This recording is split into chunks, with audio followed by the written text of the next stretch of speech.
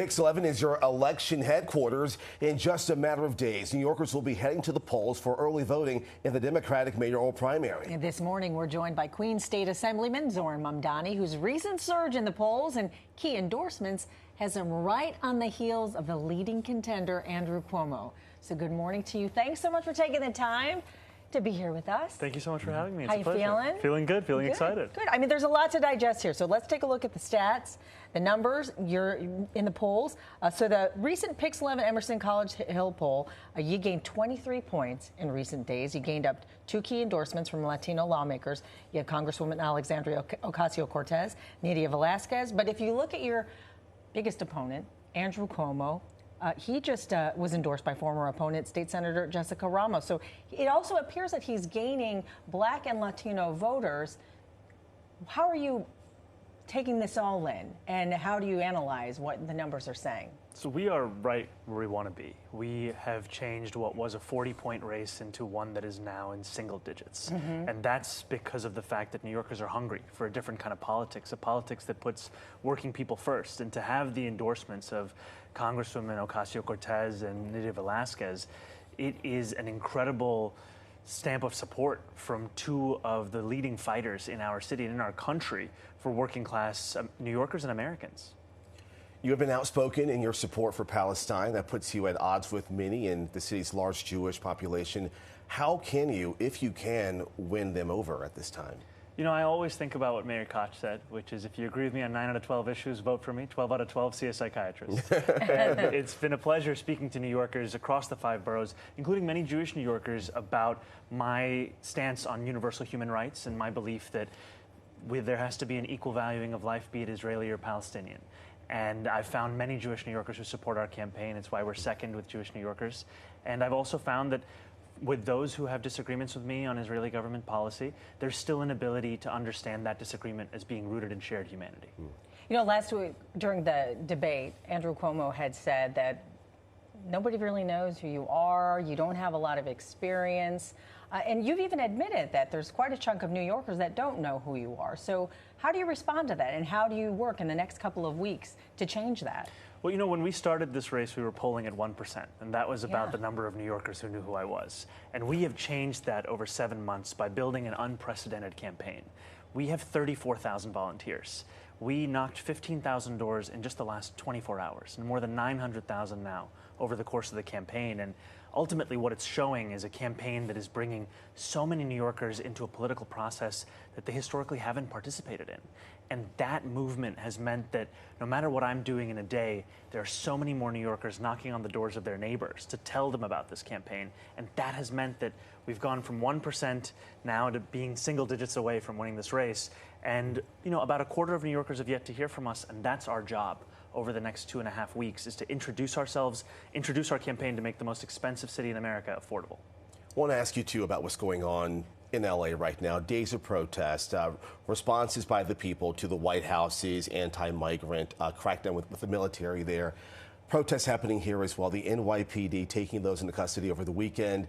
As you are watching this unfold, are you thinking what you would do if you were in the position of mayor? Absolutely. I think what we're seeing in Los Angeles is yet another example of the Trump administration's embrace of authoritarianism. We are seeing not just an attack on migrants, but an attack on the very fabric of this country. And we know that when the Trump administration does things like this, they are trial runs for what they would like to do elsewhere in the country. And it's not intellectual for us in New York City. We've already seen New Yorkers who have been detained, whether in their apartment building lobby or just going for a regular check-in. And this is personal to me. I moved to this city when I was 7 years old. I got my citizenship in this city. And it's a city that I love, and yet it's a city that I know for many immigrants, they are terrified now to get out of their home and walk around their own neighborhoods. And we need a mayor who will look authoritarianism in the eye and not see a reflection of themselves. What would you do then to protect migrants? I think there are a few things. The first is that we know there are city tools that can be used that would increase the likelihood of people remaining with their families. Namely, when an immigrant New Yorker is in detention proceedings, if they have legal representation, there's an 11-fold increase in their ability to stay at home. And so the city needs to start funding that legal representation. That's something that I would do. The other thing is to ensure that the NYPD are not serving as accomplices to what ICE is doing in this city. We have already seen ICE agents arrest immigrants who are going for regular check-ins at Federal Plaza where blocks away from where I got my citizenship, and we have had a pastor be arrested by the NYPD. We have had New Yorkers who are standing up in opposition to that be arrested, thrown onto the ground, thrown into police vans. We do not need to be helping Donald Trump with his attempt to fulfill a campaign promise to build the largest deportation force this country has ever seen. On the issue of public safety, gun violence, do you support hiring more NYPD officers to kind of help with those issues? I support sustaining the number that we have today. And the reason that I say that is when I speak to police officers, I know they have a critical role in creating public safety. And I also know from them that they joined the force to take on serious crimes. But they are now being asked to respond to nearly every failure of the social safety net. The same officer who thought he was going to be responding to shootings is having to pick up the phone for mental health calls. And that's true for the department, which now has hundreds of thousands of those calls they deal with a year. So we've put forward a proposal to create a Department of Community Safety that would focus on the mental health crisis and gun violence, scaling up evidence-based policies that have already worked in the city and across the country, and allowing police to focus on serious crimes and ensuring that they can resolve far more cases than the 35% that they were able to resolve in the first quarter of this year. Obviously public safety is a huge concern for the folks here in New York. But the one thing, well, I should say the two things that New Yorkers, their ears perk up is when they hear you say that you're going to put a rent freeze, make sure that happens, and also free city buses. How are you going to do that? So there's two clear ways. The first is a rent freeze applies to rent stabilized tenants. There's more than 2 million New Yorkers who live in those kinds of apartments. And the mayor has the power to do that through something called the Rent Guidelines Board. Composed of 9 members, the mayor appoints each one. Previous mayor froze the rent 3 times. It's just a question of political will. And it's why the landlords of those units, their lobby group just donated $2.5 million to Andrew Cuomo, because they know what I know. He's going to raise the rent, I'm going to freeze the rent. So it's a good business investment for them to get on the side of the landlords, whereas tenants know that I'm the person who's going to put nearly $7 billion back into their pockets into our local economy. And buses would cost about $700 million a year to make free.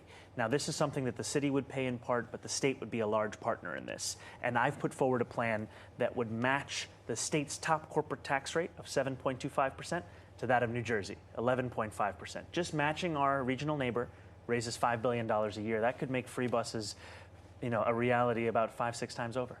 Very quickly, for smaller landlords who say, I'm not making what the big guys make, how can you protect them and freeze rents? So this is a very good question because of the fact that we've seen this mayor not just exacerbate a cost of living crisis for tenants, but also for homeowners and for landlords. Right? This is a mayor who said he would fix the property tax system. He's instead defended it in court and lost every time. That's a property tax system that makes it very difficult to maintain that housing. Additionally, he's raised the water bill to the highest in 13 years. He supported Con Ed when they wanted to increase the gas and electric by $65 a month. I know that because I was in those negotiations on the other side. So to those small homeowners whose statistics may not match up with the larger picture of a 12% increase in profits for those landlords, there is a relief program they can apply to if they open their books and show that their ratio isn't where it needs to be. But they will also know that I'll be a mayor fighting to reduce their costs as well. All right, well, thank you so much. The big issues here. Zohran Mamdani, thank you for coming by this morning. Thank you so much. It's a real pleasure. Right, And Pix 11, I'm sorry, also hosting a forum with the Democratic mayoral candidates asking key questions about the future of New York City. It's tomorrow, Wednesday, June 11th. The forum hosted by our own Dan Manarino kicks off at 6:30 p.m.